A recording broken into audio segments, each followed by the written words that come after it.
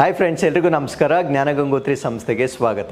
So ಇವತ್ತಿನ ಪ್ರಚಲಿತ ಘಟನೆಗಳನ್ನು ಡಿಸ್ಕಸ್ ಮಾಡೋದಕ್ಕಿಂತ ಮುಂಚೆ ಜ್ಞಾನಗಂಗೋತ್ರಿ ಸಂಸ್ಥೆಯ ವತಿಯಿಂದ PDO ಮತ್ತು VAO ಪರೀಕ್ಷೆಗಳಿಗೆ ಸಂಬಂಧಪಟ್ಟಂತೆ 100 ದಿನಗಳ ಹೊಸ ಬ್ಯಾಚನ್ನು ನಾವು 1ನೇ ತಾರೀಕಿನಿಂದ ಪ್ರಾರಂಭ ಮಾಡ್ತಾ ಇದ್ದೇವೆ. ಸೊ ಇದರಲ್ಲಿ ನಿಮ್ಮ ಸಿಲೆಬಸ್ ಅಂದರೆ ಹ್ಯುಮ್ಯಾನಿಟೀಸ್ ಇರ್ಬೋದು ಮತ್ತು ನ್ಯೂ ಸಿಲೆಬಸ್ ಇರ್ಬೋದು, ಸೊ ಎಲ್ಲವನ್ನ ನಾವು ಕಂಪ್ಲೀಟ್ ಆಗಿ ನಿಮಗೆ ಹೇಳ್ಕೊಡ್ಲಾಗುತ್ತೆ. ಸೊ ಅದರೊಂದಿಗೆ ಜ್ಞಾನಗಂಗೋತ್ರಿ ಸಂಸ್ಥೆಯ ವತಿಯಿಂದ exclusive study material for these 2 examinations Kannada ಮತ್ತು ಇಂಗ್ಲೀಷ್ ಎರಡೂ ಭಾಷೆಗಳಲ್ಲಿ ನಾವು ಡೆವಲಪ್ ಮಾಡ್ತಾ ಇದ್ದೇವೆ. ಸೊ ಮ್ಯಾಕ್ಸಿಮಮ್ 1 ವೀಕ್ ಟೈಮಲ್ಲಿ ನಾವು ಇದನ್ನು ಲಾಂಚ್ ಮಾಡ್ತಾ ಇದ್ದೇವೆ. ಸೊ ಇದರ ಎಲ್ಲ ಮಾಹಿತಿಗಾಗಿ ನೀವು ಜ್ಞಾನಗಂಗೋತ್ರಿ ಸಂಸ್ಥೆಯ ಸಂಖ್ಯೆಗಳಿಗೆ ಕರೆ ಮಾಡಬಹುದಾಗಿರುತ್ತೆ. ಸೊ ಇಷ್ಟು ಇನ್ಫಾರ್ಮೇಷನ್ ಒಂದಿಗೆ ಸೊ ಇವತ್ತಿನ ಪ್ರಚಲಿತ ಘಟನೆಗಳನ್ನು ನಾವು ಪ್ರಾರಂಭ ಮಾಡ್ತಾ ಇದ್ದೇವೆ. ಸೊ 28ನೇ ಜೂನ್ 2024 ಎಲ್ಲ ಪ್ರಚಲಿತ ಘಟನೆಗಳನ್ನು ಡಿಸ್ಕಸ್ ಮಾಡ್ತಾ ಬರೋಣ. ಸೊ ಇವತ್ತಿನ ಅಪ್ಡೇಟ್ಸನ್ನು ಡಿಸ್ಕಸ್ ಮಾಡೋದಕ್ಕಿಂತ ಮುಂಚೆ ಕಳೆದ ಸಂಚಿಕೆಯ 2 ಪ್ರಶ್ನೆಗಳ ಉತ್ತರಗಳು, ಪ್ರಶ್ನೆ ಸಂಖ್ಯೆ 1ಕ್ಕೆ ಆಪ್ಷನ್ ಡಿ ಮತ್ತು ಪ್ರಶ್ನೆ ಸಂಖ್ಯೆ 2ಕ್ಕೆ ಆಪ್ಷನ್ ಡಿ ಸರಿ ಉತ್ತರವಾಗಿರುತ್ತೆ. ಹಾಗಿದ್ರೆ ಇವತ್ತಿನ ಮೊದಲನೇ ಪ್ರಶ್ನೆಗೆ ಬರೋಣ. ಭಾರತದಲ್ಲಿ ಮಸೂದೆಗಳನ್ನು ಹಣದ ಮಸೂದೆಗಳು ಎಂದು ಪ್ರಾಮಾಣೀಕರಿಸುವವರು ಯಾರು?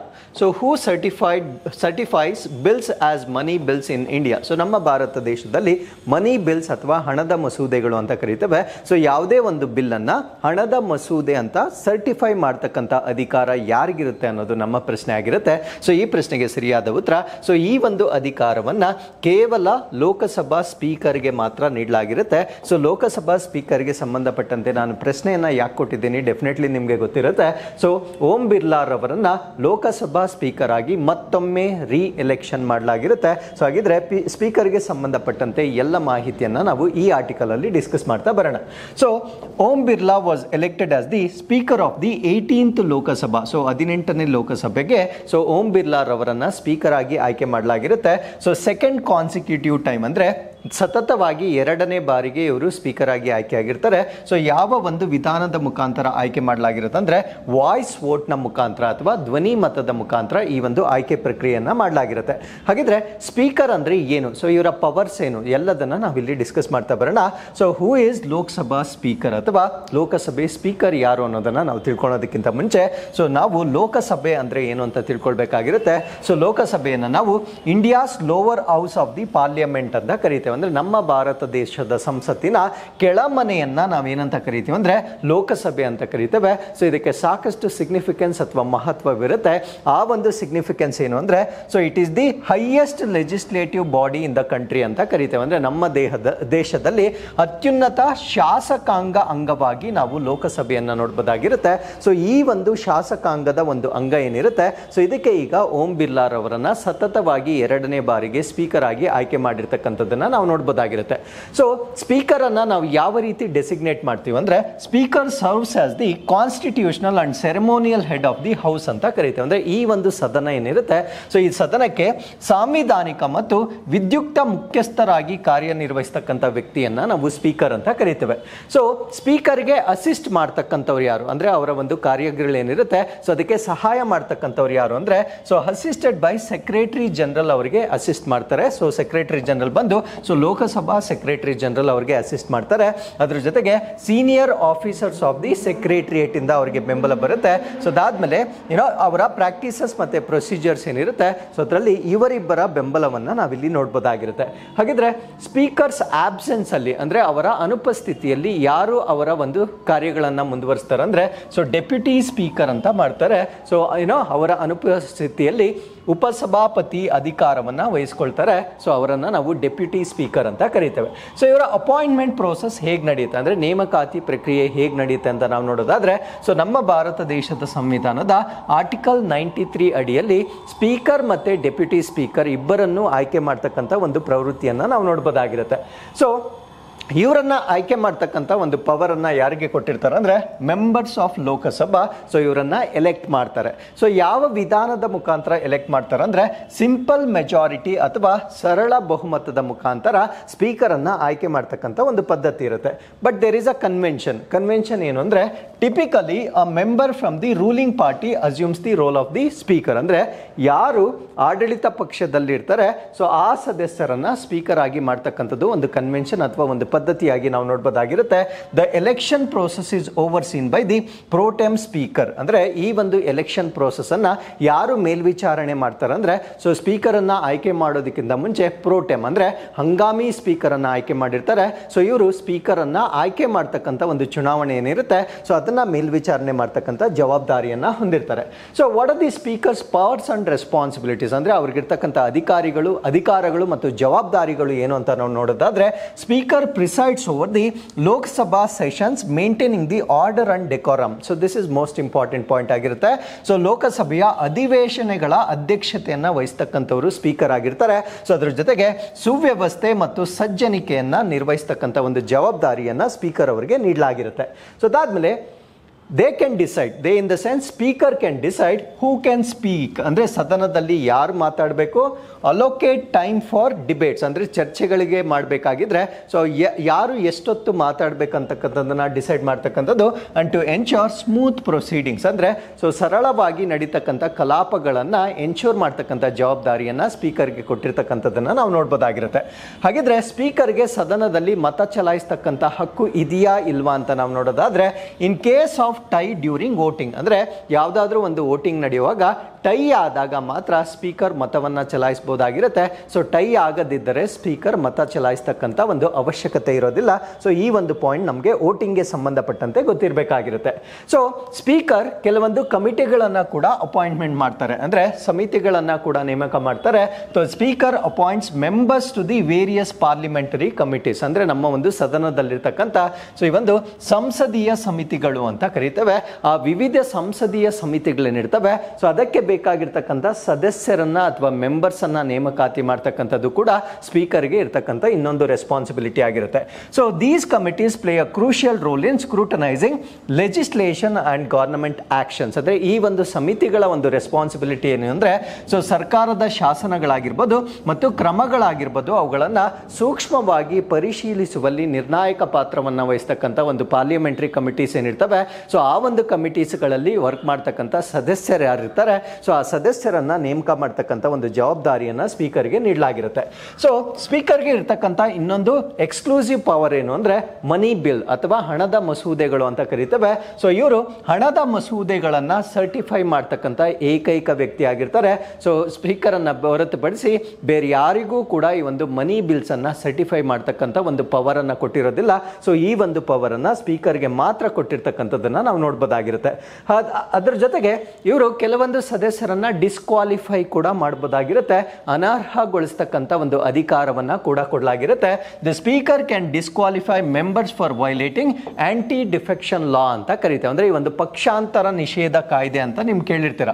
ಸೊ ಒಂದು ಪಕ್ಷದಿಂದ ಇನ್ನೊಂದು ಪಕ್ಷಕ್ಕೆ ಮೈಗ್ರೇಟ್ ಆಗ್ತಕ್ಕಂಥದ್ದು, ಸೊ ಅದನ್ನ ನಾವು ಆಂಟಿ ಡಿಫೆಕ್ಷನ್ ಲಾ ಅಂತ ಕರೀತೇವೆ. ಸೊ ಆ ಒಂದು ಪಕ್ಷಾಂತರ ನಿಷೇಧ ಕಾನೂನು ಏನಿರುತ್ತೆ ಸೊ ಅದನ್ನ ಉಲ್ಲಂಘನೆ ಮಾಡಿರ್ತಕ್ಕಂಥ ಸದಸ್ಯರನ್ನ ಅನರ್ಹಗೊಳಿಸ್ತಕ್ಕಂಥ ಒಂದು ಅಧಿಕಾರವನ್ನ ಕೂಡ ಸೊ ಸ್ಪೀಕರ್ಗೆ ಕೊಟ್ಟಿರ್ತಕ್ಕಂಥದ್ದನ್ನ ನಾವು ನೋಡಬಹುದಾಗಿರುತ್ತೆ. ಸೊ ಅದಾದ್ಮೇಲೆ ರೆಪ್ರೆಸೆಂಟಿಂಗ್ ದಿ ಹೌಸ್ ಅಂತ ಕರಿತೇವೆ. ಅಂದ್ರೆ ನಮ್ಮ ಸದನವನ್ನ ಪ್ರತಿನಿಧಿಸ್ತಕ್ಕಂಥ ಒಂದು ಜವಾಬ್ದಾರಿಯನ್ನ ಸ್ಪೀಕರ್ಗೆ ಕೊಟ್ಟಿರ್ತಾರೆ.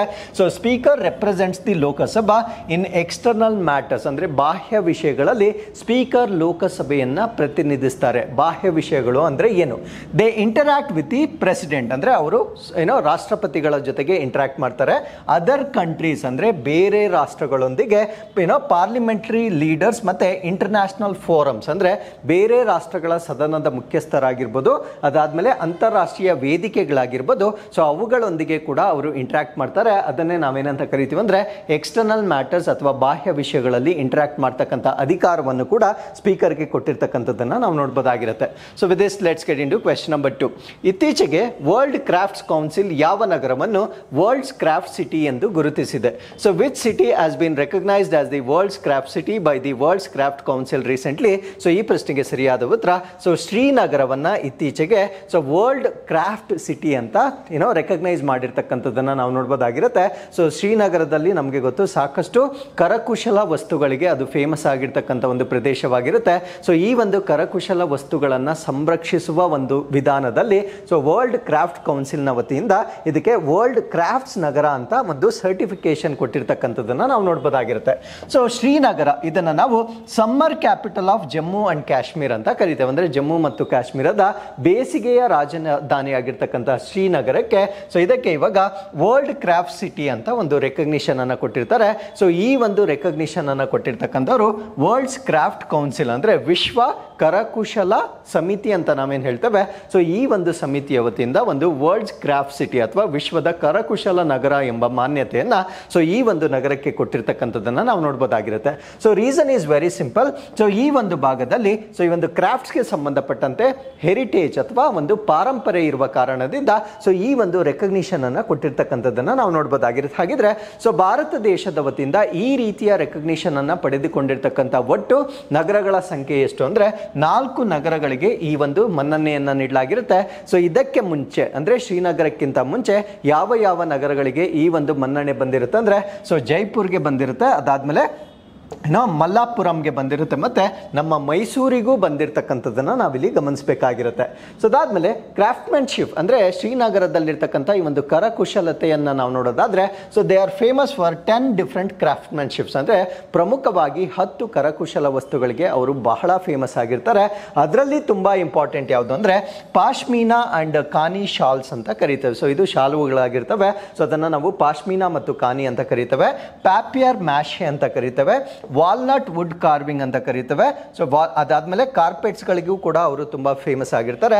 ಅದಾದ್ಮೇಲೆ ಸೋಂಜಿ ಎಂಬ್ರಾಯ್ಡರಿ ಅಥವಾ ಸೋಂಜಿ ಕಸೂತಿ ಕಲೆ ಅಂತ ಕರೀತೇವೆ. ಸೊ ಈ ರೀತಿಯ ಕಲೆಗಳಿಗೆ ಅವರು ತುಂಬಾ ಫೇಮಸ್ ಆಗಿರ್ತಕ್ಕಂಥ ಒಂದು ಪ್ರದೇಶವಾಗಿರುತ್ತೆ.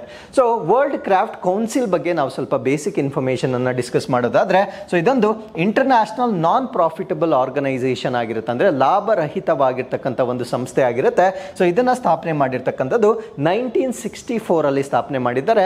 So intention is very simple. ಪ್ರಪಂಚದಾದ್ಯಂತ ಇರತಕ್ಕಂಥ ಈ ಒಂದು ಕ್ರಾಫ್ಟ್ಮನ್ಶಿಪ್ ಅನ್ನ ಪ್ರೊಟೆಕ್ಟ್ ಮಾಡ್ತಕ್ಕಂಥದ್ದು ಮತ್ತು ಎನ್ಕರೇಜ್ ಮಾಡ್ತಕ್ಕಂಥದ್ದು ಇದರ ಒಂದು ಆಬ್ಜೆಕ್ಟಿವ್ ಅಥವಾ ಉದ್ದೇಶವಾಗಿರುತ್ತೆ.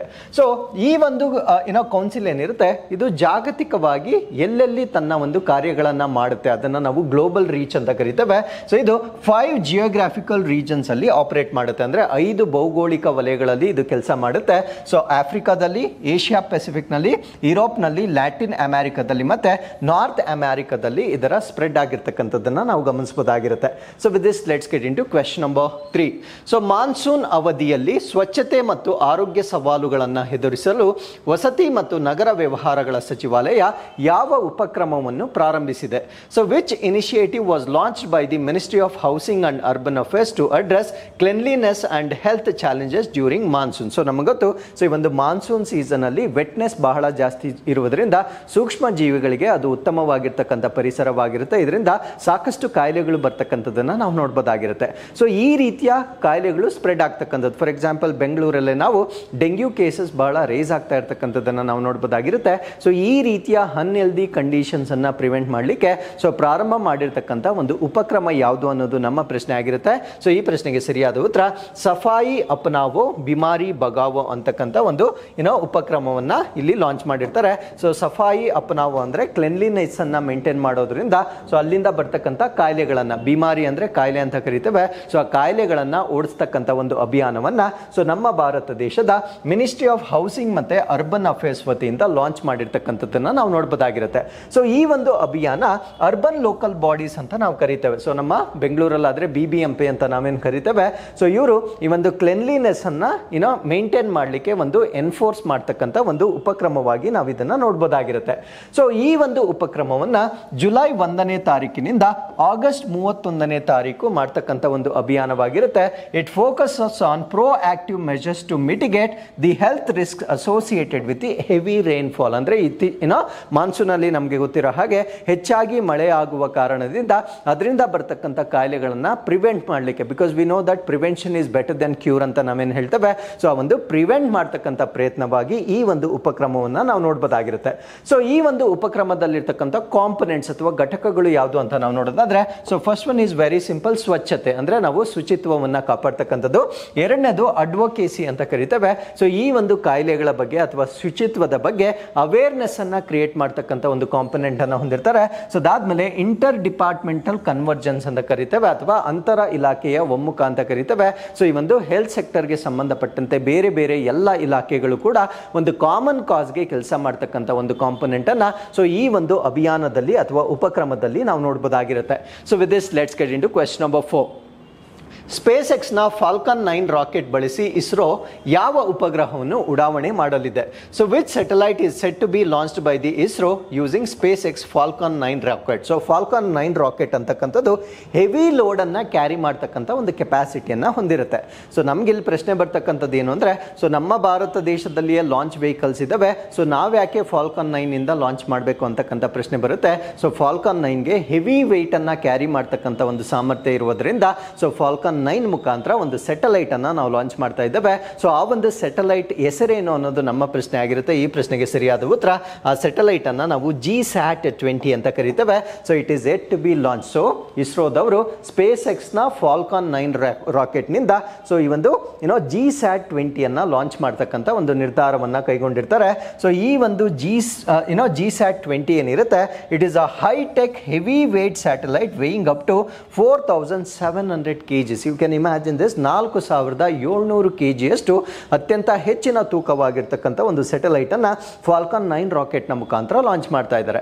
ಸೊ GSAT ಬಗ್ಗೆ ನಾವಿಲ್ಲಿ ತಿಳ್ಕೊಳ್ತಾ ಬರೋಣ. ಫಾಲ್ಕಾನ್ 9 ಅಷ್ಟೇ ಪಾಯಿಂಟ್ ನಮಗೆ ಸಾಕಾಗಿರುತ್ತೆ. ಸೊ ನಾವು onwards let us learn more about GSAT-20 ಅಂದ್ರೆ ಏನು, ಇದರ ಅಡ್ವಾಂಟೇಜಸ್ ಏನು ಅಂತ ನಾವು ಡಿಸ್ಕಸ್ ಮಾಡ್ತಾ ಬರೋಣ. ಸೊ ಇದು 48 Gbps ಥ್ರೂಪುಟ್ ಕೆಪಾಸಿಟಿಯನ್ನು ಹೊಂದಿರುತ್ತೆ. ಇದು ರಿಮಾರ್ಕಬಲ್ ಥ್ರೂಪುಟ್ ಕೆಪಾಸಿಟಿಯನ್ನು ಹೊಂದಿರುತ್ತೆ. ಸೊ 48 Gbps ಥ್ರೂಪುಟ್ ಸಾಮರ್ಥ್ಯವನ್ನು ಹೊಂದಿರತಕ್ಕಂಥ ಒಂದು ಉಪಗ್ರಹವಾಗಿರುತ್ತೆ. ಸೊ ಈ ಒಂದು ಉಪಗ್ರಹವನ್ನು it is equipped with 32 spot beams. ಇದರಲ್ಲಿ 32 ಸ್ಪಾಟ್ ಬೀಮ್ಗಳನ್ನು ನಾವು ನೋಡಬಹುದಾಗಿರುತ್ತೆ. ಸೊ ಇದರ ಅಡ್ವಾಂಟೇಜ್ ಏನು ಅಂದರೆ, ಅದರ ವೈಡ್ ಕವರೇಜ್ ಅಥವಾ ಅದರ ನೆಟ್ವರ್ಕ್ ಏನಿರುತ್ತೆ ಅದು ತುಂಬ ಸ್ಪ್ರೆಡ್ ಆಗುತ್ತೆ. ಸೊ ಇದರಿಂದ ನಮ್ಗಾಗ್ತಕ್ಕಂಥ ಅಡ್ವಾಂಟೇಜ್ ಏನು ಅಂದರೆ, ನಮ್ಮ ಭಾರತ ದೇಶದ ನಾರ್ತ್ ಈಸ್ಟರ್ನ್ ಸ್ಟೇಟ್ಸ್ ಏನಿರ್ತವೆ ಸೊ ಇದರಲ್ಲಿ ಕನೆಕ್ಟಿವಿಟಿ ಅಥವಾ ಸಂಪರ್ಕವನ್ನು ಹೆಚ್ಚು ಮಾಡಲಿಕ್ಕೆ ಸೊ ಈ ಒಂದು ಉಪಗ್ರಹ ನಮಗೆ ಸಪೋರ್ಟ್ ಮಾಡ್ತಕ್ಕಂಥದ್ದನ್ನು ನಾವು ನೋಡ್ಬೋದಾಗಿರುತ್ತೆ. ಸೊ ಈ ಒಂದು ಉಪಗ್ರಹದ ಮಾಲೀಕತ್ವವನ್ನು ಯಾರು ಇಸ್ಕೊಂಡಿರ್ತಾರೆ ಅಂದರೆ NSIL ಅಂತ ಕರೀತೇವೆ, ಅಂದರೆ new space India limited. So ಇದು ನ್ಯೂ ಸ್ಪೇಸ್ ಇಂಡಿಯಾ ಲಿಮಿಟೆಡ್ನ ಇಸ್ರೋದ ಕಮರ್ಷಿಯಲ್ ಆರ್ಮ್ ಅಥವಾ ವಾಣಿಜ್ಯ ಅಂಗ ಅಂತ ಕರೀತೇವೆ. ಸೊ ಈ ರೀತಿ ಬೇರೆ ಒಂದು ರಾಷ್ಟ್ರಗಳೊಂದಿಗೆ ಅಥವಾ ಬೇರೆ ಒಂದು ಲಾಂಚ್ ಪ್ಯಾಡ್ಗಳೊಂದಿಗೆ ಸೊ ಒಪ್ಪಂದಗಳನ್ನು ಮಾಡಿಕೊಳ್ತಕ್ಕಂಥ ಇಸ್ರೋದ ವಾಣಿಜ್ಯ ಅಂಗವನ್ನು ನಾವೇನಂತ ಕರಿತೇವೆ ಅಂದರೆ ನ್ಯೂ ಸ್ಪೇಸ್ ಇಂಡಿಯಾ ಲಿಮಿಟೆಡ್ ಅಂತ ಕರಿತೇವೆ. ಸೊ ಹಾಗಿದ್ರೆ ನ್ಯೂ ಸ್ಪೇಸ್ ಇಂಡಿಯಾ ಲಿಮಿಟೆಡ್ ಬಗ್ಗೆ ಕೂಡ ಬೇಸಿಕ್ ಇನ್ಫಾರ್ಮೇಷನ್ ಅನ್ನು ನಾವಿಲ್ಲಿ ಡಿಸ್ಕಸ್ ಮಾಡ್ತಾ ಬರೋಣ. So new space India limited ಅಂತಕ್ಕಂಥದ್ದು ಒಂದು ಪಬ್ಲಿಕ್ ಸೆಕ್ಟರ್ ಅಂಡರ್ಟೇಕಿಂಗ್ ಆಗಿರುತ್ತೆ. ಸೊ ಇದು ಡಿಪಾರ್ಟ್ಮೆಂಟ್ ಆಫ್ ಸ್ಪೇಸ್ನ ಅಡಿಯಲ್ಲಿ ಬರ್ತಕ್ಕಂಥ ಒಂದು ಇಲಾಖೆ ಆಗಿರುತ್ತೆ. ಸೊ ಇದು ಬಾಹ್ಯಾಕಾಶ ಇಲಾಖೆಯ ಅಡಿಯಲ್ಲಿ ಬರ್ತಕ್ಕಂಥ ಒಂದು ಸಾರ್ವಜನಿಕ ವಲಯದ ಉದ್ಯಮವಾಗಿ ನಾವು ನ್ಯೂ ಸ್ಪೇಸ್ ಏಜೆನ್ಸಿಯನ್ನು ನಾವು ನೋಡ್ಬೋದಾಗಿರುತ್ತೆ. ಸೊ ಇದರ ಪ್ರೈಮರಿ ಮಿಷನ್ ಏನು ಅಂದರೆ ಪ್ರಾಥಮಿಕ ಉದ್ದೇಶ ಏನು ಅಂದರೆ facilitating commercialisation and industry participation, ಅಂದರೆ ವಾಣಿಜ್ಯೀಕರಣ ಮಾಡ್ತಕ್ಕಂಥದ್ದು ಮತ್ತು ಉದ್ಯಮಗಳ ಭಾಗವಹಿಸುವಿಕೆಯನ್ನು ಉತ್ತೇಜನ ಮಾಡ್ತಕ್ಕಂಥದ್ದು. ಸೊ ಈ ಒಂದು ನ್ಯೂ ಸ್ಪೇಸ್ ಇಂಡಿಯಾ ಲಿಮಿಟೆಡ್ನ ಪ್ರಮುಖವಾಗಿರ್ತಕ್ಕಂಥ ಒಂದು ಉದ್ದೇಶವಾಗಿರುತ್ತೆ. ಸೊ NSIL ಪರ್ಪಸ್ ಅನ್ನು ನಾವು ನೋಡೋದಾದ್ರೆ, so they are involved in the research and developmental activities carried by ISRO. So ನಮ್ಮ ಇಸ್ರೋದ ವತಿಯಿಂದ ಆಗ್ತಕ್ಕಂಥ ಸೊ ಈ ಒಂದು ಸಂಶೋಧನೆಗಳು ಮತ್ತು ಅಭಿವೃದ್ಧಿಗಳೊಂದಿಗೆ ಸಹಯೋಗವನ್ನು ಕೊಡ್ತಕ್ಕಂಥದ್ದು ಇದರ ಪ್ರಮುಖವಾದ ಉದ್ದೇಶವಾಗಿರುತ್ತೆ. So with this let's get into question number 5. Chadwick house navigating audit heritage museum ಅನ್ನು ಇತ್ತೀಚೆಗೆ ಎಲ್ಲಿ ಉದ್ಘಾಟಿಸಲಾಯಿತು? So where was the Chadwick house navigating audit heritage museum inaugurated recently?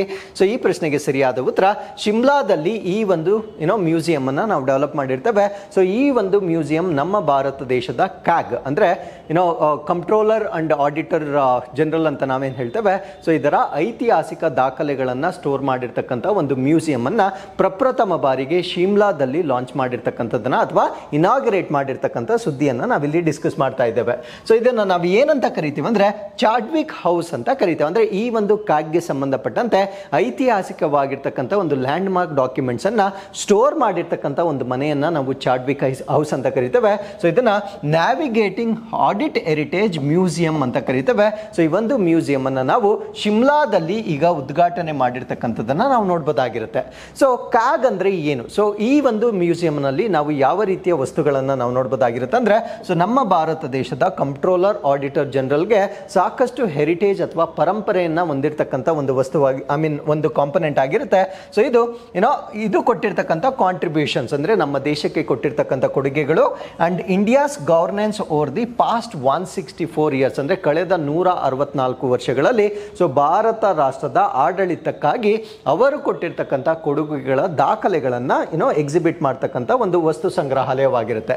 So ಈ ಒಂದು ವಸ್ತು ಸಂಗ್ರಹಾಲಯವನ್ನು ನಾವು ಚಾಡ್ವಿಕ್ ಹೌಸ್ ಅಂತ ಕರಿತೇವೆ. ಸೊ ಇದರಲ್ಲಿ ಈ ಒಂದು ಡಿಸ್ಪ್ಲೇಯನ್ನು ಇಟ್ಟಿರ್ತಕ್ಕಂಥದ್ದನ್ನು ನಾವು ನೋಡ್ಬೋದಾಗಿರುತ್ತೆ. ಸೊ ಇದರ ಪರ್ಪಸ್ ಅಥವಾ ಉದ್ದೇಶ ಏನು ಅಂದರೆ, ಈ ಒಂದು ವಸ್ತು ಸಂಗ್ರಹಾಲಯದ ಉದ್ದೇಶವೇನು ಅಂದರೆ, it serves as a repository of artifacts, documents and testaments to the CAG's history and values ಅಂದರೆ ಕ್ಯಾಗ್ಸ್ ಹಿಸ್ಟರಿ ಅಥವಾ ಇತಿಹಾಸ ಮತ್ತು ಅದರ ಮೌಲ್ಯಗಳಿಗೆ ಸಂಬಂಧಪಟ್ಟಂತೆ ಕಲಾಕೃತಿಗಳಾಗಿರ್ಬೋದು, ದಾಖಲೆಗಳಾಗಿರ್ಬೋದು ಮತ್ತು ಇದರ ಇತಿಹಾಸ ಮತ್ತು ಮೌಲ್ಯಗಳಿಗೆ ಪುರಾವೆಗಳನ್ನು ಒದಗಿಸ್ತಕ್ಕಂಥ ಒಂದು ಭಂಡಾರವಾಗಿ ಕಾರ್ಯವನ್ನು ನಿರ್ವಹಿಸ್ತಕ್ಕಂಥ ಒಂದು ಮ್ಯೂಸಿಯಂ ಅನ್ನು ಈಗ ಇನಾಗ್ರೇಟ್ ಮಾಡಲಾಗಿರುತ್ತೆ. ಸೊ ಈಗ ನಾವು ಕ್ಯಾಗ್ ಬಗ್ಗೆ ಹೆಚ್ಚಿನ ಮಾಹಿತಿಯನ್ನು ತಿಳ್ಕೊಳ್ಳೋದಾದ್ರೆ, ಇದೊಂದು ಕಾನ್ಸ್ಟಿಟ್ಯೂಷನಲ್ ಆಫೀಸ್ ಆಗಿರುತ್ತೆ ಅಂದರೆ ಸಾಂವಿಧಾನಿಕವಾಗಿರ್ತಕ್ಕಂಥ ಒಂದು ಕಚೇರಿ ಆಗಿರುತ್ತೆ. Responsible for auditing and overseeing the financial affairs of the Indian government ಅಂದರೆ ಯಾವುದೇ ಒಂದು ಕಂಪನಿಯನ್ನು ನಾವೇನಾದರೂ ಓಪನ್ ಮಾಡಿದ್ರೆ ನಾವು ಆಡಿಟರ್ ಅಂತ ಅಪಾಯಿಂಟ್ ಮಾಡ್ತೇವೆ ನಮ್ಮ ಅಕೌಂಟ್ಸ್ನೆಲ್ಲ ಟೇಕ್ ಕೇರ್ ಮಾಡಲಿಕ್ಕೆ. ಸೊ ಅದೇ ರೀತಿ ನಮ್ಮ ಭಾರತ ಸರ್ಕಾರದ ಅಕೌಂಟ್ಸ್ ಏನಿರ್ತವೆ ಸೊ ಅದನ್ನು ಆಡಿಟ್ ಮಾಡಲಿಕ್ಕೆ ಡೆವಲಪ್ ಮಾಡಿರ್ತಕ್ಕಂಥ ಒಂದು ಸಿಸ್ಟಮ್ ಅನ್ನು ನಾವೇನಂತ ಕರಿತೀವಿ ಅಂದರೆ ಕಂಪ್ಟ್ರೋಲರ್ ಆಡಿಟರ್ ಜನರಲ್ ಅಂತ ಕರಿತೇವೆ.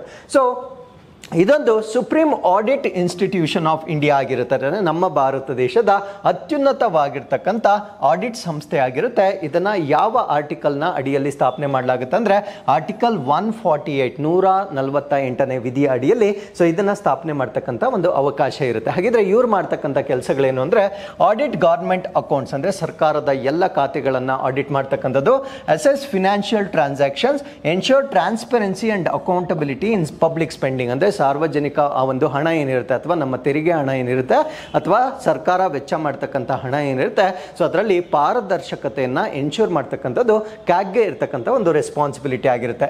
ಸೊ ಕರೆಂಟ್ ಕ್ಯಾಗ್ ಯಾರಾಗಿದ್ದಾರೆ ಅಂದರೆ comptroller auditor general of India right ನಾವು ಯಾರಾಗಿರ್ತಾರೆ ಅಂದರೆ ಮಿಸ್ಟರ್ ಗಿರೀಶ್ ಚಂದ್ರ ಮುರ್ಮು ಅವರಾಗಿರ್ತಾರೆ. So is the 14th comptroller and auditor general of India ಆಗಿರ್ತಾರೆ. ಸೊ ಇವರು 14ನೇ comptroller, it's not controller, so it is comptroller ಮತ್ತೆ ಆಡಿಟರ್ ಜನರಲ್ ಆಗಿ ಸೊ ಕಾರ್ಯವನ್ನು ನಿರ್ವಹಿಸ್ತಾ ಇರ್ತಕ್ಕಂಥದ್ದನ್ನು ನಾವು ನೋಡ್ಬೋದಾಗಿರುತ್ತೆ.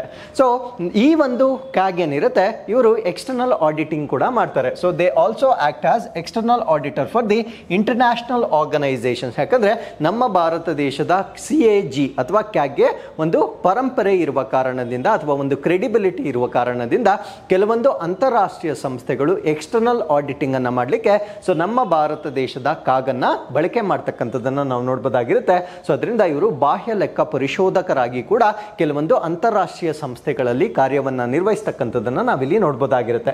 ಸೊ ಅದಾದ್ಮೇಲೆ ಈ ಒಂದು ಕ್ಯಾಗ್ ಅನ್ನ ಅಪಾಯಿಂಟ್ ಮಾಡ್ತಕ್ಕಂಥದ್ದು ಅಥವಾ ನೇಮಕ ಮಾಡ್ತಕ್ಕಂಥ ಪದ್ಧತಿ ಹೇಗಿರುತ್ತೆ ಅಂತ ನಾವು ನೋಡೋದಾದ್ರೆ, so it is kind of procedure ಇರುತ್ತೆ. ಅಂದ್ರೆ ಒಂದು ಸಿಸ್ಟಮ್ಯಾಟಿಕ್ ಪ್ರೊಸೀಜರ್ನ ಆಧಾರದ ಮೇಲೆ ಕಂಟ್ರೋಲರ್ ಆಡಿಟರ್ ಜನರಲ್ ಅನ್ನ ಆಯ್ಕೆ ಮಾಡ್ತಕ್ಕಂಥ ಒಂದು ಪದ್ಧತಿ ಆಗಿರುತ್ತೆ. ಸೊ ಹೇಗೆ ಸ್ಟಾರ್ಟ್ ಆಗುತ್ತೆ ಅಂದ್ರೆ, the cabinet secretary prepares a short list ಅಂದ್ರೆ ಕ್ಯಾಬಿನೆಟ್ ಕಾರ್ಯದರ್ಶಿಗಳು ಒಂದು ಅಭ್ಯರ್ಥಿಗಳ ಕಿರುಪಟ್ಟಿಯನ್ನು ತಯಾರಿ ಮಾಡ್ತಾರೆ. ಅಂದರೆ ಯಾರ್ಯಾರನ್ನ ಆಯ್ಕೆ ಮಾಡ್ಬೋದು ಅನ್ನೋದನ್ನ ಒಂದು ಶಾರ್ಟ್ ಲಿಸ್ಟ್ ಮಾಡ್ತಕ್ಕಂಥ ಒಂದು ರೆಸ್ಪಾನ್ಸಿಬಿಲಿಟಿಯನ್ನು ಯಾರು ಕೊಟ್ಟಿರ್ತಾರೆ ಅಂದರೆ ಕ್ಯಾಬಿನೆಟ್ ಕಾರ್ಯದರ್ಶಿಗಳಿಗೆ ಕೊಟ್ಟಿರ್ತಾರೆ. ಸೊ ಈ ಒಂದು ಶಾರ್ಟ್ ಲಿಸ್ಟ್ ನೆಕ್ಸ್ಟ್ ಯಾರಿಗೂ ಹೋಗುತ್ತೆ ಅಂದರೆ the finance minister so submits this short list to prime minister ಅಂದರೆ ಹಣಕಾಸು ಸಚಿವರು ಅಂದರೆ ಕೇಂದ್ರ ಹಣಕಾಸು ಸಚಿವರು ಸೊ ಈ ಒಂದು ಕಿರುಪಟ್ಟಿಯನ್ನು ಪ್ರಧಾನಮಂತ್ರಿಗಳಿಗೆ ಸಲ್ಲಿಸ್ತಾರೆ. So you should remember the chronology. So first short list ಮಾಡ್ತಕ್ಕಂಥವರು ಕ್ಯಾಬಿನೆಟ್ ಸೆಕ್ರೆಟರಿ ಆಗಿರ್ತಾರೆ. ಆ ಒಂದು ಶಾರ್ಟ್ ಲಿಸ್ಟ್ ಅನ್ನ ಫಿನಾನ್ಸ್ ಮಿನಿಸ್ಟರ್ ಯಾರಿಗೆ ಪ್ರೊಡ್ಯೂಸ್ ಮಾಡ್ತಾರೆ ಅಂದ್ರೆ ಪ್ರಧಾನಮಂತ್ರಿಗಳಿಗೆ ಅಥವಾ ಪ್ರೈಮ್ ಮಿನಿಸ್ಟರ್ಗೆ ಪ್ರೊಡ್ಯೂಸ್ ಮಾಡ್ತಾರೆ. ಸೊ ಫೈನಲ್ ಡಿಸಿಷನ್ ಅಂದ್ರೆ ಯಾರನ್ನ ಆಯ್ಕೆ ಮಾಡ್ತಕ್ಕಂಥ ಅಂತಿಮ ನಿರ್ಧಾರವನ್ನ ತೆಗೆದುಕೊಳ್ತಕ್ಕಂಥವ್ರು ಯಾರು ಅಂದ್ರೆ the prime minister recommends one name. So ಆ ಒಂದು ಕಿರುಪಟ್ಟಿಯಲ್ಲಿ ಅಥವಾ ಶಾರ್ಟ್ ಲಿಸ್ಟ್ ನಲ್ಲಿ ಪ್ರಧಾನಮಂತ್ರಿಗಳು ಒಬ್ಬ ಹೆಸರನ್ನ ಸೂಚಿಸ್ತಾರೆ.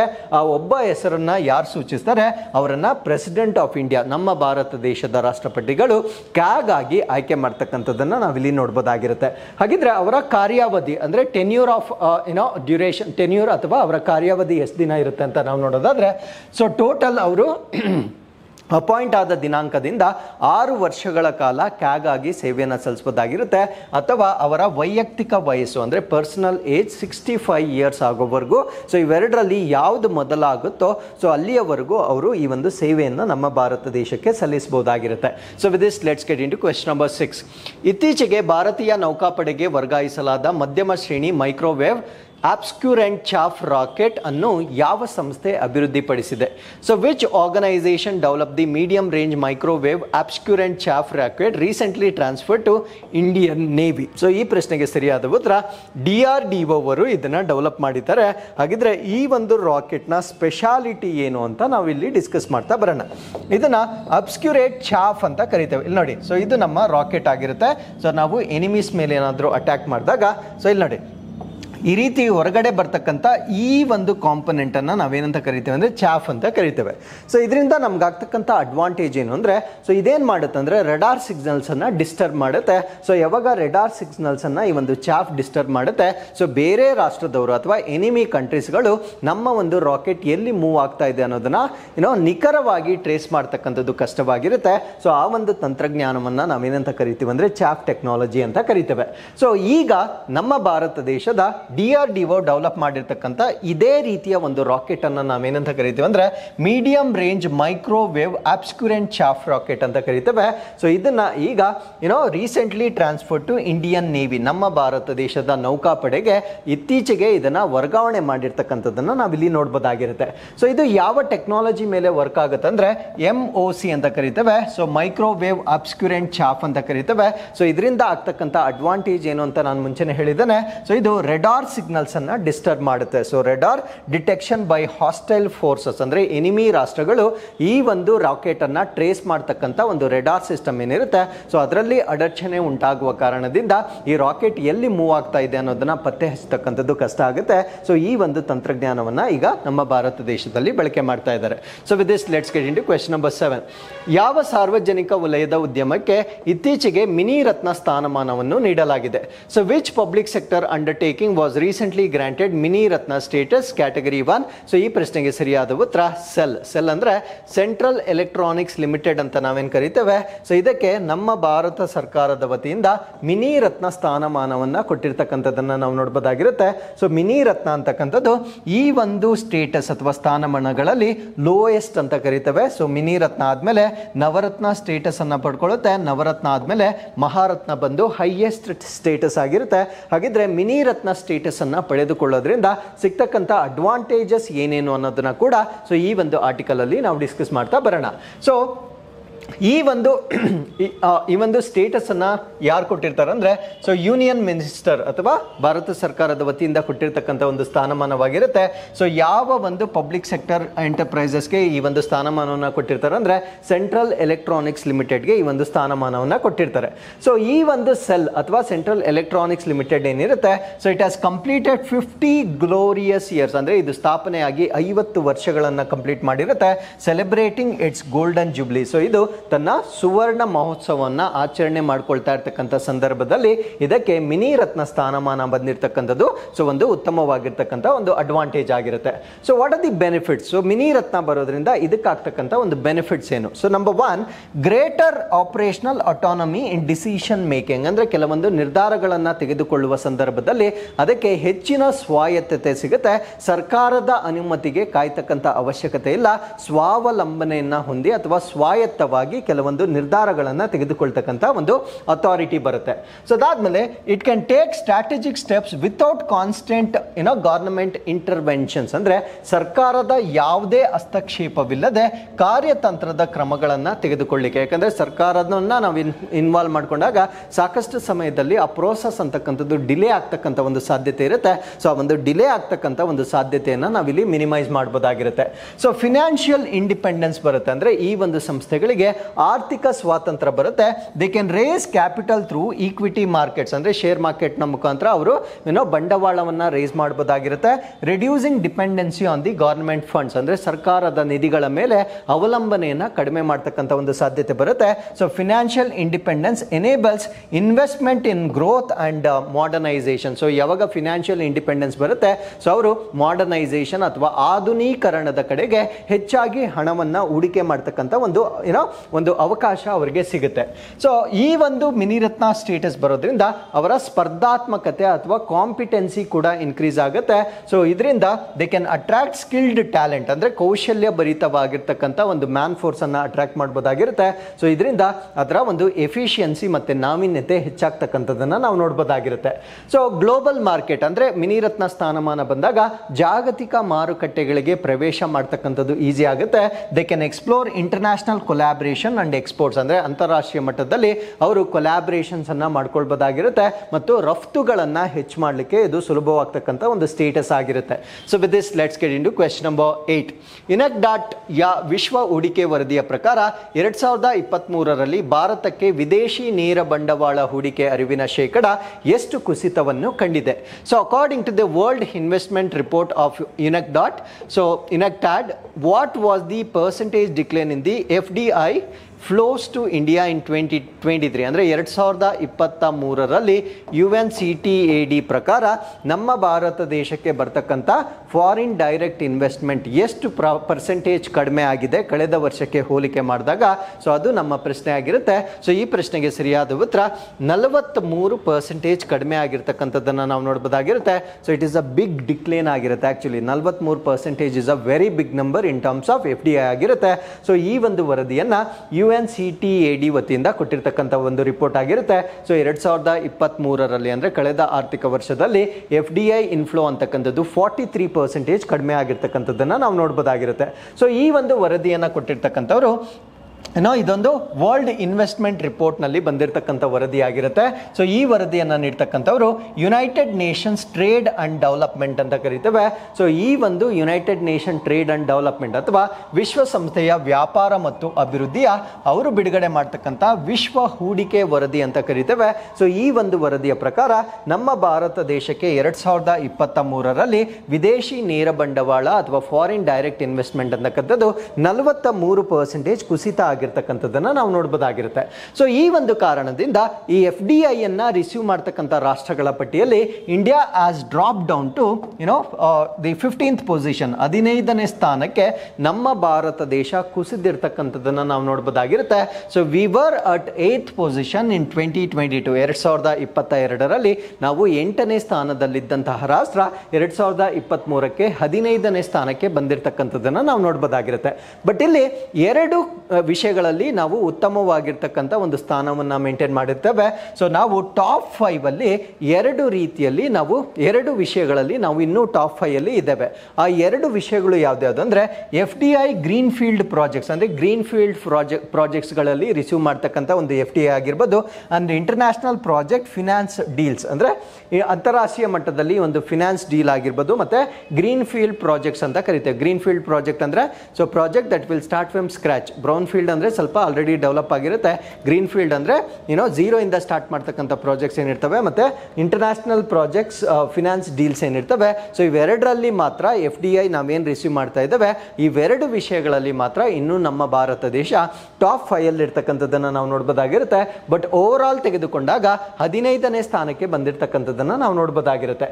So the largest absolute drop in FDI inflows, ಅಂದರೆ ಯಾವ ರಾಷ್ಟ್ರಗಳಲ್ಲಿ ಅತಿ ಹೆಚ್ಚಿನ FDI ಅಂತಕ್ಕಂಥದ್ದು ಕುಸಿತವನ್ನು ಕಂಡಿದೆ ಅಂತ ನಾವು ನೋಡೋದಾದರೆ, ಸೊ ಫ್ರಾನ್ಸ್ನಲ್ಲಿ ಡ್ರಾಪ್ ಆಗಿರುತ್ತೆ, ಆಸ್ಟ್ರೇಲಿಯಾ, ಚೈನಾ, US ಮತ್ತು ನಮ್ಮ ಭಾರತ ದೇಶದಲ್ಲಿ ಕುಸಿತವಾಗಿರ್ತಕ್ಕಂಥದ್ದನ್ನು ನಾವು ನೋಡ್ಬೋದಾಗಿರುತ್ತೆ. ಸೊ US ನಲ್ಲಿ ಕುಸಿತವಾಗಿದ್ದರೂ ಕೂಡ ಟೋಟಲ್ ವ್ಯಾಲ್ಯೂ ಬಂದಾಗ ಸೊ ಅವರು ಪ್ರಪಂಚದಲ್ಲಿಯೇ ಟಾಪ್ ಇರ್ತಕ್ಕಂಥ ರಾಷ್ಟ್ರವಾಗಿರುತ್ತೆ in terms of FDI. Second place is taken by China, third is in Singapore, fourth is Hong Kong ಆಗಿರುತ್ತೆ. 5ನೇ ಸ್ಥಾನದಲ್ಲಿ ನಾವು ಬ್ರೆಜಿಲ್ ಅನ್ನು ನೋಡ್ಬೋದಾಗಿರುತ್ತೆ. ಸೊ ನಮ್ಮ ಭಾರತ ರಾಷ್ಟ್ರ 15ನೇ ಸ್ಥಾನದಲ್ಲಿರ್ತಕ್ಕಂಥದ್ದನ್ನು ನಾವು ನೋಡ್ಬೋದಾಗಿರುತ್ತೆ in terms of FDI received. So ಈ ಒಂದು ಆರ್ಟಿಕಲ್ ಜೊತೆಗೆ UNCTAD ಬಗ್ಗೆ ಕೂಡ ನಾವು ಹೆಚ್ಚಿನ ಮಾಹಿತಿಯನ್ನು ತಿಳ್ಕೊಳ್ಳೋದಾದ್ರೆ, ಸೊ ಇದರ ಉದ್ದೇಶ ಏನು ಅಂದ್ರೆ to promote trade, investment and development of the developing countries. This is most important point. ಅಭಿವೃದ್ಧಿಶೀಲ ರಾಷ್ಟ್ರಗಳು ಅಥವಾ ಅಭಿವೃದ್ಧಿ ಹೊಂದುತ್ತಿರುವ ರಾಷ್ಟ್ರಗಳಿಗೆ ವ್ಯಾಪಾರ ಆಗಿರ್ಬೋದು, ಹೂಡಿಕೆ ಆಗಿರ್ಬೋದು ಮತ್ತು ಅಭಿವೃದ್ಧಿಯನ್ನ ಉತ್ತೇಜನ ಮಾಡ್ತಕ್ಕಂಥ ಒಂದು ಸಂಸ್ಥೆಯನ್ನ ನಾವು ಯುನೆಕ್ಟಾಡ್ ಅಂತ ಕರಿತೇವೆ. ಸೊ ಇದರ ಕೇಂದ್ರ ಕಚೇರಿಯನ್ನ ನಾವು ಸ್ವಿಟ್ಜರ್ಲ್ಯಾಂಡ್ ನ ಜಿನೇವಾದಲ್ಲಿ ಇದರ ಕೇಂದ್ರ ಕಚೇರಿಯನ್ನ ನಾವು ನೋಡಬಹುದಾಗಿರುತ್ತೆ. ಹಾಗಿದ್ರೆ ಯುನೆಕ್ಟಾಡ್ ವತಿಯಿಂದ ರಿಲೀಸ್ ಆಗ್ತಕ್ಕಂಥ ಕೆಲವೊಂದು ರಿಪೋರ್ಟ್ಸ್ ಯಾವ್ದು ಅಂತ ನಾವು ನೋಡೋದಾದ್ರೆ, so world investment report. So ನಾವು ಇವತ್ತು ಡಿಸ್ಕಸ್ ಮಾಡಿರ್ತಕ್ಕಂಥದ್ದು ಇದೇ ವರದಿಯಾಗಿರುತ್ತೆ. ಇದನ್ನ ನಾವು ವಿಶ್ವ ಹೂಡಿಕೆ ವರದಿ ಅಂತ ಕರಿತೇವೆ. ಸೊ ಈ ಒಂದು ವರದಿಯಲ್ಲಿ ನಾವು ಯಾವ ಯಾವ ರಾಷ್ಟ್ರಗಳಿಗೆ ಎಷ್ಟು FDI ರಿಲೀಸ್ ಆಗಿದೆ ಅನ್ನೋದನ್ನ ನಾವು ನೋಡಬಹುದಾಗಿರುತ್ತೆ. ಸೊ ಎರಡನೇದನ್ನ ಟ್ರೇಡ್ ಅಂಡ್ ಡೆವಲಪ್ಮೆಂಟ್ ರಿಪೋರ್ಟ್ ಅಥವಾ ವ್ಯಾಪಾರ ಮತ್ತು ಅಭಿವೃದ್ಧಿ ವರದಿ ಅಂತ ಕರಿತೇವೆ. ಮೂರನೇದನ್ನ ಡಿಜಿಟಲ್ ಎಕಾನಮಿ ರಿಪೋರ್ಟ್ ಅಥವಾ ಡಿಜಿಟಲ್ ಆರ್ಥಿಕ ವರದಿ ಅಂತ ಕರಿತೇವೆ. ನಾಲ್ಕನೇದನ್ನ ರಿವ್ಯೂ ಆಫ್ ಮ್ಯಾರಿಟೈಮ್ ಟ್ರಾನ್ಸ್ಪೋರ್ಟ್ ಅಥವಾ ಕಡಲ ಸಾರಿಗೆಯ ವಿಮರ್ಶೆ ಅಂತ ಕರಿತೇವೆ. ಸೊ ಐದನೇದನ್ನ ಟೆಕ್ನಾಲಜಿ ಆ್ಯಂಡ್ ಇನೋವೇಷನ್ ರಿಪೋರ್ಟ್ ಅಂದರೆ ತಂತ್ರಜ್ಞಾನ ಮತ್ತು ನಾವೀನ್ಯತೆ ವರದಿಯನ್ನು ಕೂಡ ಇವರು ಕೊಡ್ತಾರೆ. ಕಮಾಡಿಟೀಸ್ ಆ್ಯಂಡ್ ಡೆವಲಪ್ಮೆಂಟ್ ರಿಪೋರ್ಟ್, ಸರಕು ಮತ್ತು ಅಭಿವೃದ್ಧಿಗಳ ಒಂದು ವರದಿ. ಲೀಸ್ಟ್ ಡೆವಲಪ್ಮೆಂಟ್ ಕಂಟ್ರೀಸ್ ರಿಪೋರ್ಟ್ ಅಂದರೆ ಕಡಿಮೆ ಅಭಿವೃದ್ಧಿ ಹೊಂದಿದ ದೇಶಗಳ ವರದಿ. ಸೊ ಇಷ್ಟನ್ನ ಕೇಳ್ತಾರೆ ನಮಗೆ ಎಕ್ಸಾಮಲ್ಲಿ ಸರ್ವೇ ಸಾಮಾನ್ಯವಾಗಿ ಯಾವುದೇ ಒಂದು ಸಂಸ್ಥೆಯ ರಿಪೋರ್ಟ್ಗಳು ಯಾವ್ದ್ಯಾವುದು ಅಥವಾ ಒಂದು ರಿಪೋರ್ಟ್ ಕೊಟ್ಬಿಟ್ಟು ಸೊ ಇದನ್ನು ಯಾವ ಸಂಸ್ಥೆ ಬಿಡುಗಡೆ ಮಾಡುತ್ತೆ ಅಂತಕ್ಕಂಥ ಪ್ರಶ್ನೆಗಳು ತುಂಬ ಫ್ರೀಕ್ವೆಂಟ್ ಆಗಿರುತ್ತೆ. ಸೊ ಈ ರೀತಿಯ ಒಂದು ಡೇಟಾವನ್ನು ನೀವು ಒಂದು ಕಡೆ ಸಪರೇಟ್ ಆಗಿ ಸ್ಟೋರ್ ಮಾಡ್ಕೊಳ್ತಾ ಬನ್ನಿ. So with this let's get into question number 9. So ಯಾವ ಭಾರತೀಯ ಡ್ರೋನ್ ತಯಾರಕರು ಇತ್ತೀಚೆಗೆ ಅದರ ವಿರಾಜ್ ಡ್ರೋನ್ಗಾಗಿ ಯುರೋಪಿಯನ್ ಯೂನಿಯನ್ ಏವಿಯೇಷನ್ ಸೇಫ್ಟಿ ಏಜೆನ್ಸಿಯಿಂದ ಡ್ಯುಯಲ್ ಪ್ರಾಮಾಣೀಕರಣವನ್ನು ಪಡೆದುಕೊಂಡಿದ್ದಾರೆ? So which Indian drone manufacturer recently obtained dual certification from the European Union avian safety agency for its Viraj drone? So Viraj drone ಅಂತಕ್ಕಂಥದ್ದು ನಮ್ಮ ಭಾರತ ದೇಶದ ಒಂದು ಕಂಪನಿಯಿಂದ ತಯಾರಿಯಾಗ್ತಕ್ಕಂಥ ಡ್ರೋನ್ ಆಗಿರುತ್ತೆ.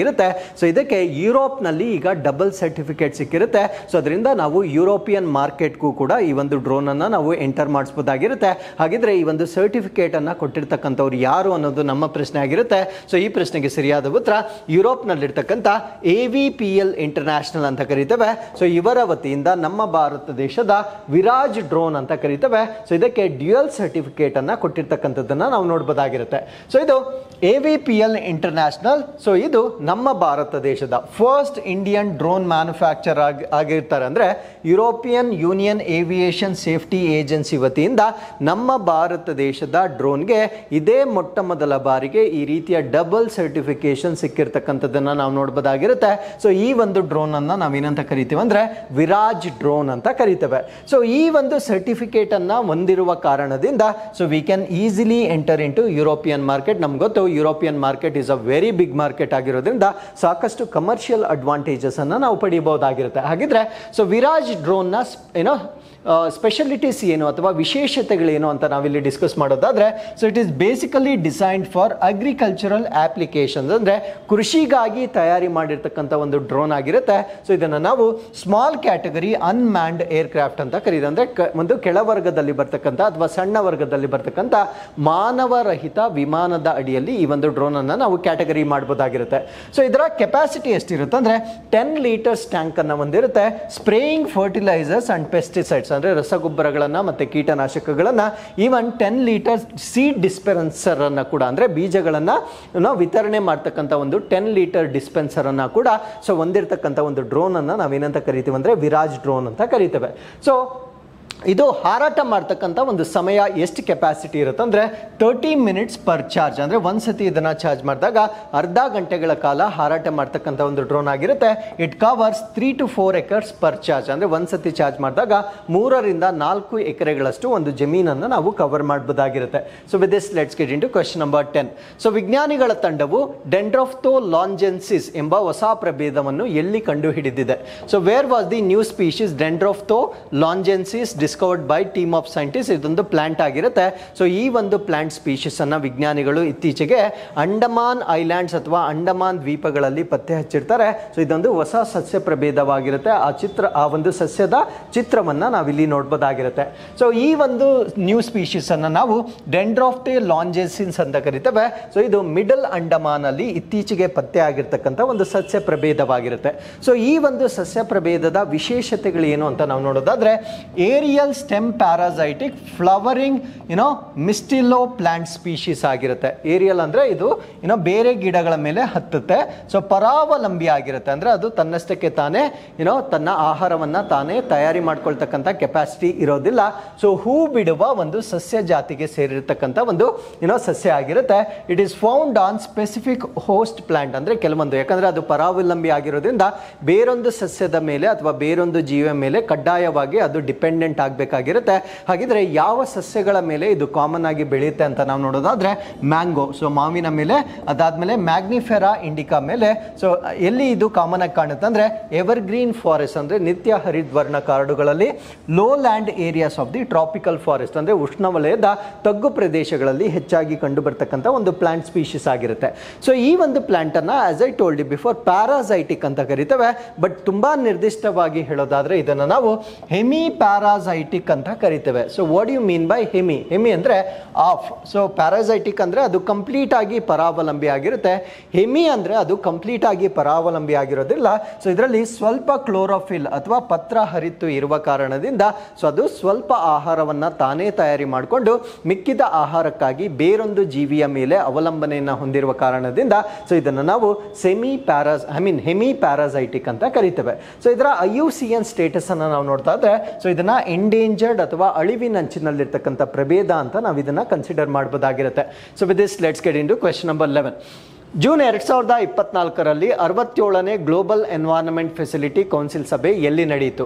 So where was the 67th global environment facility council meeting held? ಈ ಪ್ರಶ್ನೆಗೆ ಸರಿಯಾದ ಉತ್ತರ, ಸೊ ಇದನ್ನ ವಾಷಿಂಗ್ಟನ್ DC USA ಯಲ್ಲಿ ಕಂಡಕ್ಟ್ ಮಾಡಿರ್ತಕ್ಕಂಥ ಒಂದು ಸಭೆ ಆಗಿರುತ್ತೆ. ಸೊ ನಾನು ಡಿಸ್ಕಸ್ ಮಾಡ್ತಾ ಇರ್ತಕ್ಕಂಥ ಅಪ್ಡೇಟ್ ಅನ್ನ ನಾವು GEF ಅಂತ ಕರಿತೇವೆ.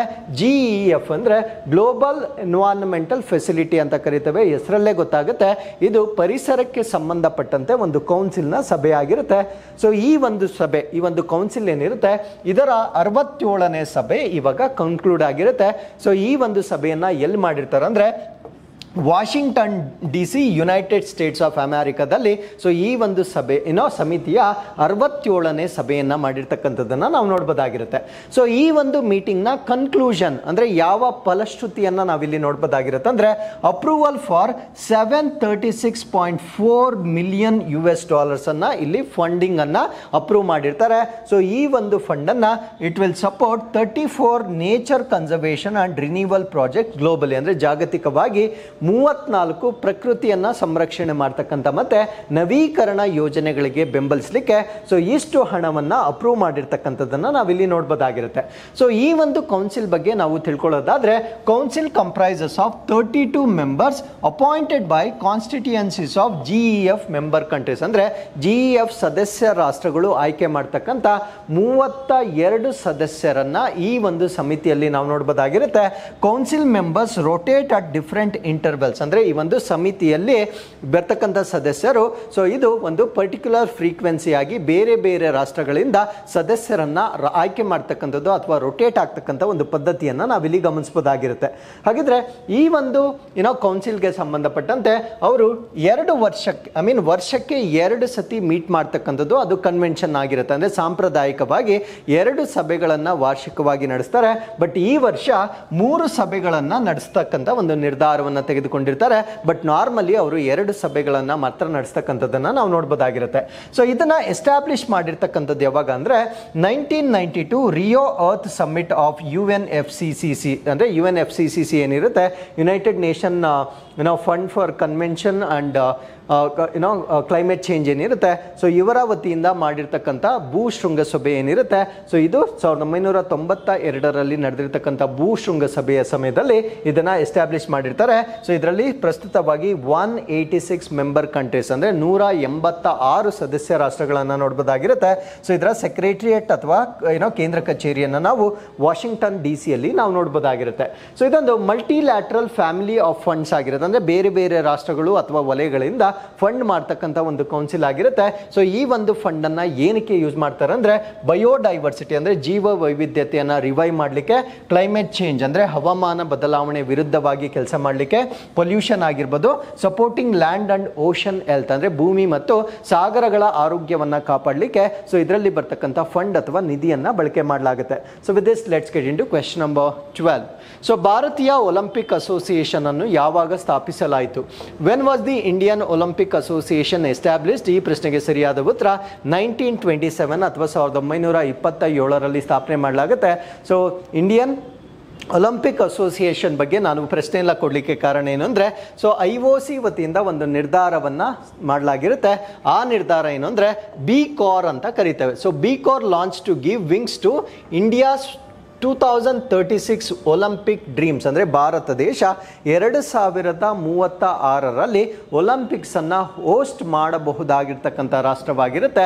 ಸೊ ಈ ಒಂದು ಹೋಸ್ಟ್ ಮಾಡುವ ಸಂದರ್ಭದಲ್ಲಿ ನಮ್ಮ ಭಾರತ ದೇಶದ ಒಲಿಂಪಿಕ್ ಕ್ರೀಡೆಗಳಿಗೆ ಒಂದು ಬೂಸ್ಟನ್ನು ನೀಡಲಿಕ್ಕೆ ಬಿ ಕೋರ್ ಅಂತ ಸ್ಥಾಪನೆ ಮಾಡಿದೆ. ಸೊ ಈ ಒಂದು ಆರ್ಟಿಕಲಲ್ಲಿ ನಾವು ಬಿ ಕೋರ್ ಅಂದರೆ ಏನು ಅಂತ ನಾವು ಡಿಸ್ಕಸ್ ಮಾಡ್ತಾ ಬರೋಣ.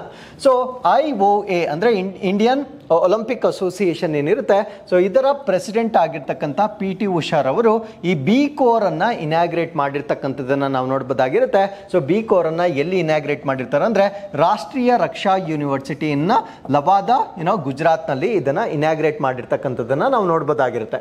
ಸೊ ಬಿ ಕೋರ್ನ ಫುಲ್ ಫಾರ್ಮ್ ಏನು ಅಂದರೆ Bharat centre of Olympic research and education ಅಂತ ಕರಿತೇವೆ. It helps to prepare the country for hosting 2036 Olympics ಅಂದರೆ ನಮ್ಮ ಭಾರತ ದೇಶವನ್ನು 2036ರ ಒಲಿಂಪಿಕ್ಸನ್ನ ಆತಿಥ್ಯವನ್ನು ವಹಿಸಲಿಕ್ಕೆ ನಮ್ಮ ಭಾರತ ದೇಶವನ್ನು ತಯಾರಿ ಮಾಡ್ತಕ್ಕಂಥ ಉದ್ದೇಶದಿಂದ ಬಿ ಕೋರನ್ನು ಸ್ಥಾಪನೆ ಮಾಡಲಾಗಿರುತ್ತೆ. ಇದರ ಜೊತೆಗೆ they will also try to include many sports like kabaddi, kho kho ಮತ್ತು ಯೋಗವನ್ನು ಸೊ ಈ ಒಂದು ಗೇಮ್ಸ್ ಆಗಿ ಅಂದರೆ ಒಲಿಂಪಿಕ್ಸ್ ಗೇಮ್ಸ್ ಆಗಿ ಇಂಟ್ರಡ್ಯೂಸ್ ಮಾಡ್ತಕ್ಕಂಥ ಒಂದು ಪ್ರಯತ್ನದ ಭಾಗವಾಗಿ ಕೂಡ ಈ ಒಂದು ಬಿ ಕೋರನ್ನು ಸ್ಥಾಪನೆ ಮಾಡಲಾಗಿರುತ್ತೆ. So it is an independent academic and research center ಆಗಿರುತ್ತೆ. ಅಂದರೆ ಬಿ ಕೋರ್ ಅಂತಕ್ಕಂಥದ್ದು ಒಂದು ಸ್ವತಂತ್ರವಾಗಿರ್ತಕ್ಕಂಥ ಶೈಕ್ಷಣಿಕ ಮತ್ತು ಸಂಶೋಧನಾ ಕೇಂದ್ರವಾಗಿ ನಾವು ಅದನ್ನು ನೋಡ್ಬೋದಾಗಿರುತ್ತೆ. It is the 71st center globally to receive official recognition from the international olympic committee ಅಂದರೆ ಅಂತಾರಾಷ್ಟ್ರೀಯ ಒಲಿಂಪಿಕ್ ಸಮಿತಿ ವತಿಯಿಂದ ಈ ರೀತಿಯ ಮನ್ನಣೆಯನ್ನು ಪಡೆದಿರ್ತಕ್ಕಂಥ ಅಂದರೆ ಅಧಿಕೃತವಾದ ಮನ್ನಣೆಯನ್ನು ಪಡೆದಿರ್ತಕ್ಕಂಥ 71ನೇ ಕೇಂದ್ರವಾಗಿ ನಾವು ಇದನ್ನು ಕನ್ಸಿಡರ್ ಮಾಡಬಹುದಾಗಿರುತ್ತೆ. ಹಾಗಿದ್ರೆ ಇಂಡಿಯನ್ ಒಲಿಂಪಿಕ್ ಅಸೋಸಿಯೇಷನ್ ಬಗ್ಗೆ ಹೆಚ್ಚಿನ ಮಾಹಿತಿಯನ್ನು ತಿಳ್ಕೊಳ್ಳೋದಾದ್ರೆ, so it was established in the year 1927 1927ರಲ್ಲಿ ಸ್ಥಾಪನೆ ಮಾಡಲಾಯಿತು. Sir Dorabji Tata and doctor AG Noehren as the founding president and secretary general. So ಈ ಒಂದು ಇಂಡಿಯನ್ ಒಲಿಂಪಿಕ್ ಅಸೋಸಿಯೇಷನ್ ಇರುತ್ತೆ, ಇದಕ್ಕೆ ಸರ್ ದೊರಾಬ್ಜಿ ಟಾಟಾ ಮತ್ತೆ ಡಾಕ್ಟರ್ AG ನೆಹರನ್ ಸಂಸ್ಥಾಪಕ ಅಧ್ಯಕ್ಷ ಮತ್ತು ಪ್ರಧಾನ ಕಾರ್ಯದರ್ಶಿಯಾಗಿ ಸೇವೆಯನ್ನು ಸಲ್ಲಿಸಿರ್ತಾರೆ. So IOA is recognised by the ministry of youth affairs and sports ಅಂದರೆ ನಮ್ಮ ಭಾರತ ದೇಶದ ಯುವ ವ್ಯವಹಾರಗಳು ಮತ್ತು ಕ್ರೀಡಾ ಸಚಿವಾಲಯದಿಂದ ಗುರುತಿಸಲ್ಪಟ್ಟಿರ್ತಕ್ಕಂಥ ಒಂದು ಸಂಸ್ಥೆ ಆಗಿರುತ್ತೆ. ಸೊ ಇದರ ಆಡಳಿತ ಅಥವಾ ಈ ಒಂದು ಸಂಸ್ಥೆಯ ಗವರ್ನೆನ್ಸ್ ಅನ್ನ ಯಾರು ನೋಡ್ಕೊಳ್ತಾರೆ ಅಂದರೆ 32 ಮೆಂಬರ್ಸ್ ಅನ್ನ ನಾವು ಇದರಲ್ಲಿ ನೋಡಬಹುದಾಗಿರುತ್ತೆ. So headed by the president ಅಂದರೆ 32 ಸದಸ್ಯರುಗಳಿರ್ತಾರೆ, ಅದಕ್ಕೆ ಒಬ್ಬ ಅಧ್ಯಕ್ಷರನ್ನ ಹೊಂದಿರತಕ್ಕಂಥ ಒಂದು ಆಡಳಿತ ಮಂಡಳಿಯನ್ನು ನೋಡಬಹುದಾಗಿರುತ್ತೆ. The election of the executive council is held once in every 4 years ಅಂದರೆ ಇದರಲ್ಲಿ ಬರ್ತಕ್ಕಂಥ ಕಾರ್ಯಕಾರಿ ಮಂಡಳಿಗೆ ಚುನಾವಣೆಯನ್ನ ಪ್ರತಿ 4 ವರ್ಷಗಳಿಗೊಮ್ಮೆ ಕಂಡಕ್ಟ್ ಮಾಡ್ತಕ್ಕಂಥದ್ದನ್ನು ನಾವು ನೋಡಬಹುದಾಗಿರುತ್ತೆ. So international day in support of victims of torture 2024 ಚಿತ್ರಹಿಂಸೆಯ ಬಲಿಪಶುಗಳ ಬೆಂಬಲಕ್ಕಾಗಿ ಅಂತಾರಾಷ್ಟ್ರೀಯ ದಿನ. ಈ ಒಂದು ದಿನವನ್ನು ಪ್ರತಿ ವರ್ಷ ಜೂನ್ 26ನೇ ತಾರೀಕು ಆಚರಣೆ ಮಾಡಲಾಗುತ್ತೆ. ಸೊ ಈ ಒಂದು ದಿನವನ್ನು ಸ್ಟಾರ್ಟ್ ಮಾಡಿರ್ತಕ್ಕಂಥವ್ರು ಯುನೈಟೆಡ್ ನೇಷನ್ಸ್ ಅಥವಾ ವಿಶ್ವಸಂಸ್ಥೆಯ ವತಿಯಿಂದ ಪ್ರಾರಂಭವಾಗಿರ್ತಕ್ಕಂಥ ಒಂದು ದಿನವಾಗಿರುತ್ತೆ. ಸೊ ಇಲ್ಲಿಗೆ ಇವತ್ತಿನ ಎಲ್ಲ ಅಪ್ಡೇಟ್ಸ್ ಕಂಪ್ಲೀಟ್ ಆಗಿರುತ್ತೆ. So we have come to today's inquest challenge. So ಇದು ಪ್ರಶ್ನೆ ಸಂಖ್ಯೆ 1 ಆಗಿರುತ್ತೆ. ಸೊ ಇಲ್ಲಿ ವಿಡಿಯೋ ಪಾಸ್ ಮಾಡಿ ಪ್ರಶ್ನೆಯನ್ನು ನೋಡಿ ಉತ್ತರವನ್ನು ಕೊಡ್ಬೋದು. ಸೊ ಇದು ಪ್ರಶ್ನೆ ಸಂಖ್ಯೆ 2 ಆಗಿರುತ್ತೆ. ಸೊ ಇಲ್ಲಿಗೆ ಇವತ್ತಿನ ಎಲ್ಲ ಅಪ್ಡೇಟ್ಸ್ಗಳು ಕಂಪ್ಲೀಟ್ ಆಗಿರುತ್ತೆ. ಮತ್ತೊಮ್ಮೆ ನಾಳಿನ ಅಪ್ಡೇಟ್ಸ್ನೊಂದಿಗೆ ನಾನು ನಿಮ್ಮನ್ನು ಭೇಟಿ ಆಗ್ತೇನೆ. ಸೊ ಅಲ್ಲಿವರೆಗೂ keep reading, take care of your selves and thank you very much for watching this.